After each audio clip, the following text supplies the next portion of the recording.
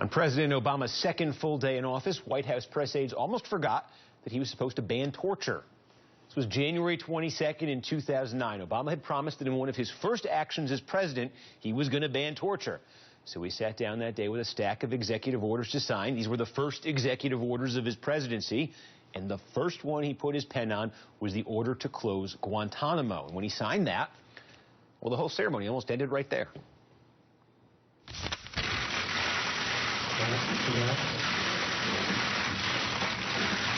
There we go.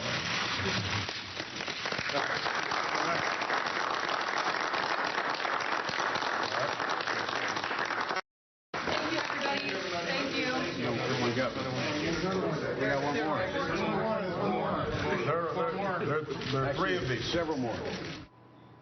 And once that was cleared up, the president did sign his executive order banning torture. And later that same day, the second day of his presidency, he gave a speech at the State Department declaring the detention practices of the George W. Bush-era CIA were officially over. This morning, I signed 3 executive orders. First, I can say without exception or equivocation that the United States will not torture.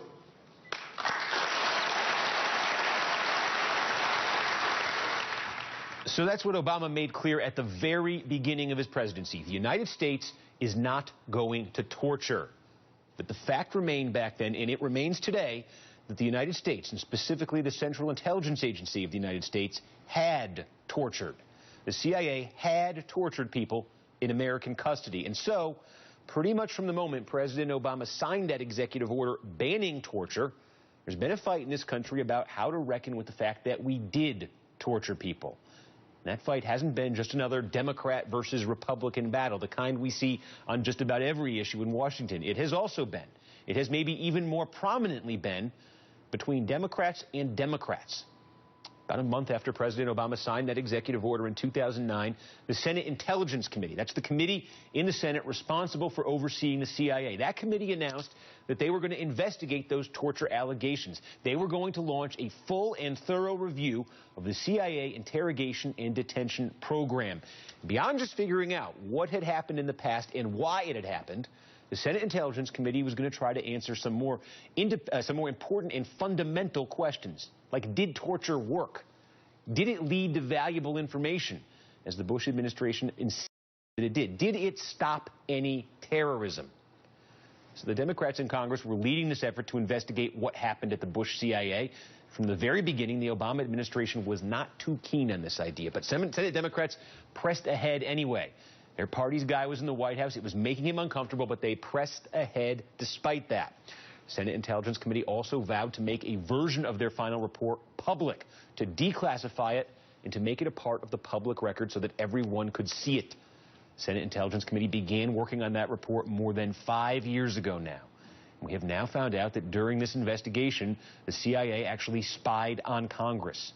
It spied on Senate staffers who were working on that torture report. The CIA tried and failed to get those Senate staffers in legal trouble for working on that report. And after completely denying those allegations, after saying it was ludicrous to imagine the CIA would or could ever spy on Congress, CIA Director John Brennan finally had to acknowledge just last week that it did happen. And he also had to apologize for it. That was last week. And then this week, the next shoe was going to drop. That report 5 years in the making, was going to be made public, finally. But that hasn't happened this week. And it's because a new fight, another fight, has now broken out. And it's between Democrats in Congress and the Democratic White House. And it's about redactions. Rachel has talked a lot about redactions on this show, including a whole segment about redaction best practices. Anyone can redact a document, of course. If you want to make parts of a document public, but you want to keep parts of it secret, you redact it. You cross out the information by hand using a very heavy black marker, or you just cut out that information off the page altogether. Well, it turns out that before releasing its torture report, the Senate Intelligence Committee first had to run it by the CIA. So the CIA could redact. They could keep classified any information that they say would be harmful to national security if it ever came out. Anything they think absolutely needs to remain classified. This was the final step before the report was going to be released to the public. And it's the step that we are stuck on right now, because yesterday, Senator Dianne Feinstein of California, who's the chair of the Intelligence Committee, said the CIA has taken this report and over-redacted it, that it has abused its power to redact, that it is trying to keep too much secret. She said the redactions, quote, obscure key facts that support the report's findings and conclusions. And now she's vowing not to release that final report until and unless the CIA and her committee can come up with some compromise. She's also sent a letter to the White House registering her complaints.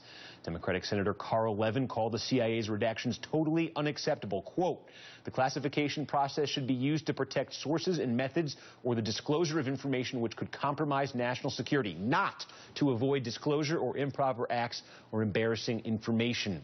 Colorado Senator Mark Udall, another Democrat on the Intelligence Committee, vowed today to hold President Obama to his promise to declassify the report. Quote, the CIA should not face its past with a redaction pen, and the White House must not allow it to do so.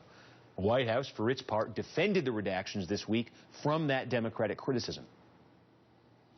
There was a good faith effort that was made by the administration and by national security professionals to evaluate this information and to make redactions that are consistent with the need to protect national security, but also consistent with the President's clearly stated desire to be as transparent as possible about this. The President has said that we tortured some folks. He's also said that part of our national reckoning with that history is to make that history as transparent as possible, in the hopes that putting it on the public record will help ensure that it never happens again. This report from the Senate Intelligence Committee has been underway for 5.5 years now. This new fight over those redactions means that the public record will just wait at least for a little longer. Joining us now is Senator Mark Udall of Colorado. He's a member of the Intelligence Committee. Senator Udall, thanks for your time tonight. So I want to talk about what is potentially being left out of this report as it's currently been redacted by the CIA, because you have James Clapper, the Director of National Intelligence, who said that even with these redactions, he estimates that 85% of that report that your committee put together still is in place, and he says that it would still offer, quote, a full view of the committee's report on the detention and interrogation program, that the heart of that report is not lost in this. What do you say to that?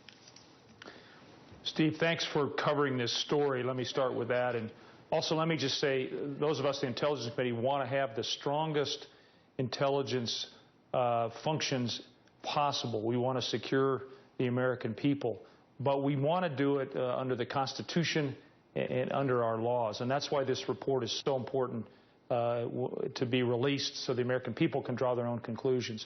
With all due respect to Director Clapper, 85% doesn't get the job done. You can imagine reading a novel or a nonfiction piece for that matter, and if all the nouns, the what, where, when descriptions are taken out of that novel and all you have left are verbs and articles and punctuation, you're not going to be able to follow what's happening.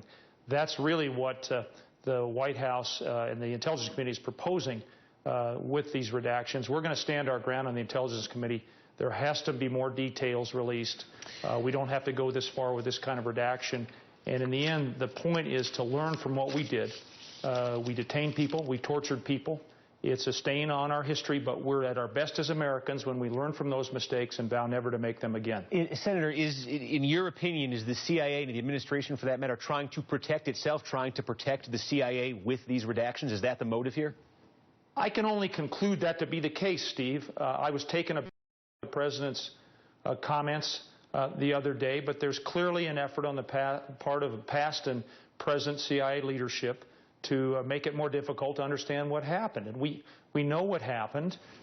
We can be a bigger and better country once we acknowledge what happened. And it's in times of challenge and difficulty where we need to stand most by our values and by our Constitution. My friend Senator McCain made that point this week. And that's again why I'm not going to relent. I know Senator Feinstein is firm in her belief that there needs to be as much declassified as possible. We're America. We can embrace what happened and be the better for it. Does President Obama want this report to come out? He's committed to it. You said you want to hold him to it. Do you think he really wants this report to come out? I do. I know that, as you know, I called for Director Brennan to step down recently, and I don't relish making that call, but I think we need a leadership change at the CIA. The director spied under his leadership. The CIA spied on the committee. Then he denied that they had done so. And then he called into account or into question our veracity on the committee. And to me, it just signals that there is a movement to prevent this report from being released in the fullest way possible. I trust us as a country to learn from what we did and to be better for it. And for the life of me, I can't understand why the CIA wouldn't work with us and, frankly, respect separation of powers and our oversight role on the Intelligence Committee. And are you, just quickly, Senator, are you confident that this will ultimately come out in a way that is meaningful, and when do you think that would happen? Yeah, I am confident. I can't give you a date certain, but I just, again, want to underline that Senator Feinstein is resolute, I'm resolute, Chairman Levin is resolute, many members of the Democratic caucus are resolute. We all understand the stakes were to let this report be redacted to the point that it's meaningless. All right, Senator Mark Udall from Colorado, thank you very much for your time tonight. Very much appreciated. Steve, thank you again. Sure.